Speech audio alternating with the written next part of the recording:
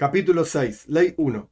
Muchos versículos hay en la Torá y en las palabras de nuestros profetas que parecen como contradecir este fundamento, o sea, el explicado en el capítulo 5, Bejira Hopshis, el libre albedrío. Y se tropiezan con estos versículos la mayoría de las personas y surge en su inteligencia lo siguiente de estos versículos, que Dios es el que decreta sobre la persona hacer el mal o el bien, y que el corazón del hombre no está entregado a él para inclinarlo a donde quiera. Y he aquí, yo voy a explicar un gran fundamento, del cual vamos a saber la explicación de todos esos versículos. Cuando una persona o las personas de una ciudad, un país, pecan, y el pecador hace un pecado por su propia voluntad, su propia inteligencia y voluntad, como ya explicamos, es adecuado que se cobren de él. Dios le aplica un castigo. Y Dios es el que sabe cómo se cobra, entre comillas, castigo. ¿Cómo castiga a esta persona? Hay pecados que el juicio divino determina que se cobran de esa persona por su pecado en este mundo, en su cuerpo o con sus posesiones, o con sus hijos chiquitos, pequeños hijos, porque los hijos pequeños de la persona no tienen inteligencia propia, digamos, y no llegaron a estar dentro del dominio de los preceptos y automáticamente son como las posesiones de la persona.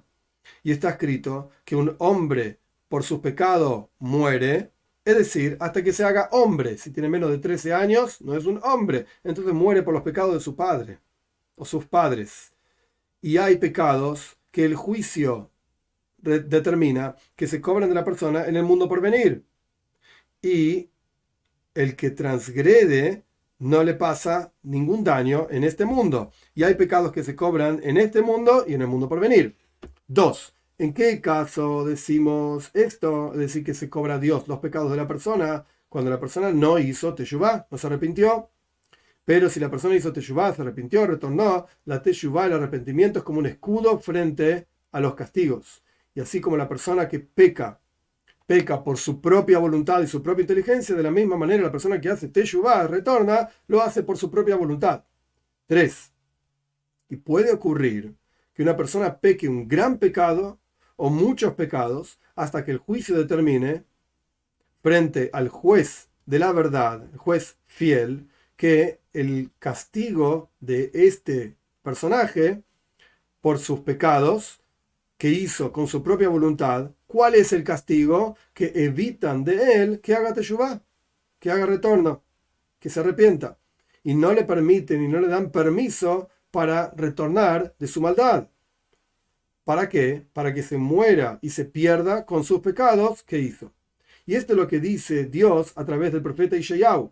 Engordos, es una orden, engorda el corazón de este pueblo y los oídos de este pueblo hazlos pesados y sus ojos frótalos, como diciendo cerrar los ojos para que no vean. No vaya a ser que sus ojos vean y sus ojos y sus oídos escuchen y su corazón entienda y hagan teshuvá y retornen y se curen para él. O sea, quítale la posibilidad de que se curen, entre comillas, haciendo teshuvá. Y también está escrito, y se burlaban de los enviados del Señor, de Dios, y despreciaban sus palabras, y se burlaban de sus profetas, hasta que se elevó el enojo de Dios con su pueblo, de manera tal que no hay cura. Esto está en Divrei Hayomim, en Crónicas, el segundo libro, capítulo 36, el versículo 16. Es decir, explica el Rambam, pecaron por su propia voluntad e hicieron muchísimos pecados con rebeldía hasta que el castigo de ellos fue que se evite de ellos la teshuvá, el arrepentimiento, que esto es lo que los cura. Por lo tanto, está escrito en la Torá, y fortalecí el corazón del faraón, de Paró, porque pecó por sí mismo primero y le hizo mal al pueblo de Israel que vivían en su tierra, como está escrito, vamos a prepararnos para ser más sabios que ellos, etcétera, y poner trabajo pesado, etcétera, como está explicado en Parshat Shmois, en el libro de Shemot, en la Torá. Y el juicio que tuvo el faraón fue, efectivamente, evitar la teshuvá de él, el arrepentimiento, hasta que se cobraron de él. Y por lo tanto, fortaleció Dios su corazón. ¿Y por qué enviaba a Moshe diciendo, a Moshe al faraón, diciendo, envía, haz teshuvá, retorna, etcétera? Y ya le dijo Dios a Moshe, vos no vas a enviar, o sea, el faraón no lo va a enviar. ¿Para qué lo mandaba Moshe? Si igualmente el faraón ya estaba decretado que no lo iba a enviar. Como está escrito, y tú y tus sirvientes ya sé que todavía no temen de Dios el Señor. Entonces, ¿qué sentido tiene toda la misión de Moshe si el faraón no iba a enviar? Continúan los versículos, y sin embargo, por esto te estoy sosteniendo, para mostrarte mi fuerza, dice Dios en boca de Moshe, y para que relates mi nombre en toda la tierra. Entonces responde el Rambam, para hacer saber a todos los seres humanos que en el momento en que Dios quita, por así decir, la teshuvá, el retorno al pecador, no puede retornar, sino que va a morir en su maldad que hizo desde un comienzo por su propia voluntad. Y lo mismo ocurre con Sihón, el rey que estaba en las afueras, digamos, de la tierra de Israel, que el pueblo de Israel tuvo que pasar por ahí para entrar en la tierra de Israel, por sus pecados que él tenía, digamos, de antes. La justicia determinó que se quite la teshuvá de él, el retorno de él, como está escrito, porque Dios, el Señor, tu Señor, endureció su corazón y fortaleció su corazón, etc. Esto está en el libro de Dvarim, en Parshas Dvarim, justamente, en la primera parsha del quinto libro de la Torá. Y también lo mismo ocurre con los pueblos de Canaán. Por causa de sus abominaciones, quitó Dios de ellos la teshuvá, el retorno, hasta que hicieron guerra con el pueblo de Israel, como está escrito, porque de Dios vino esto para fortalecer sus corazones en aras de la guerra con el pueblo de Israel, para destruirlos. Y esto es lo que dijo, está escrito en Yoshua, el capítulo 11, el versículo 20. Y también el pueblo de Israel en la época de Eliau, el profeta Eliau, por cuanto fueron muy pecadores, Dios quitó de ellos la teshuvá, el retorno, efectivamente de aquellos que fueron extremadamente pecadores, como está escrito, y tú torciste el corazón de ellos hacia atrás, los diste vuelta, por así decir, hacia atrás. Esto está en el libro de Melahim 1, el capítulo 18, el versículo 37, es decir, les quitaste, evitaste de ellos la posibilidad de teshuvá, retorno.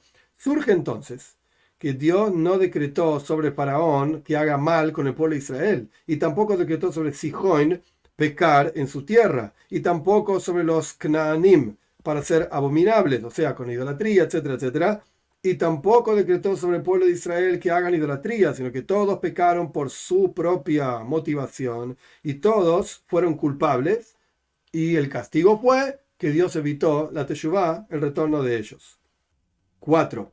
Y este asunto lo preguntan los justos y los profetas en sus plegarias frente a Dios para ayudarlos para conocer el camino de la verdad. Y como dijo el rey David, muéstrame Dios tu camino, andaré en tu verdad. Es decir, que no eviten mis pecados el camino de la verdad, porque de ese camino voy a conocer tu camino y la unicidad de tu nombre.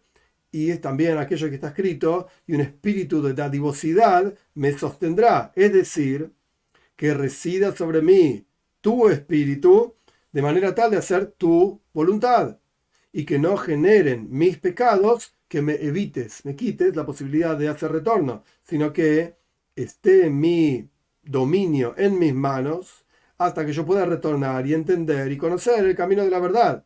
Y de la misma manera hay otros versículos similares a este. 5. ¿Y qué es esto que dijo el rey David? Bueno y recto Dios, y por lo tanto indica a los pecadores el camino. O otro versículo, Dios guía a los humildes en la justicia y le enseña a los humildes su camino. Aparentemente Dios te muestra cuál es el camino y punto, no podés desviarte de ese camino. Entonces el Rambam me explica, esto es lo que envía a ellos, a todas las personas, Dios, profetas, para hacerles saber los caminos de Dios y para retornarlos en Teshuvá, justamente, en arrepentimiento. Y más aún, le dio fuerza para aprender y para entender. Esta cualidad está en todos los seres humanos. Todo momento que la persona se proyecta en caminos de sabiduría y justicia, los desea y los persigue. Y por eso dijeron nuestros sabios que su memoria sea bendición. Una persona que viene a purificarse, lo ayudan. Es decir, explica el Rambam, la persona encuentra ayuda en este asunto para ir justamente en el camino de la verdad. ¿Acaso no está escrito en la Torá, y los harán sirvientes y los harán sufrir. Esto es un pacto que hizo Dios con Abraham, que efectivamente la simiente de Abraham iban a ser sirvientes y los iban a hacer sufrir. Efectivamente, dice el Rambam, decretó sobre los egipcios que hagan el mal, y está escrito, y se levantará este pueblo y se desviará tras los dioses extraños de la tierra, etc. Efectivamente, Dios entonces decretó sobre el pueblo de Israel que hagan idolatría. Entonces, ¿por qué Dios cobró ese pecado? Si él mismo decretó, explica el Rambam, porque no decretó sobre una persona específica conocida que sea el que se desvíe, sino que cada una de aquellas personas que se desviaron para hacer idolatría, si no hubiese querido hacer idolatría, no lo hubiese hecho. Y Dios lo único que está informando es el camino del mundo, es decir, cómo funcionan las cosas. ¿A qué se parece esto? A una persona que dice, este pueblo habrá en ellos justos y malvados. Y no por eso podría decir el malvado, ya fue decretado sobre mí que yo sea malvado. Porque Dios le informó a Moshe que iba a haber malvados en el pueblo de Israel. Como el asunto que está escrito, y nunca dejará de haber pobres en el medio de la tierra. Y lo mismo ocurre con los egipcios.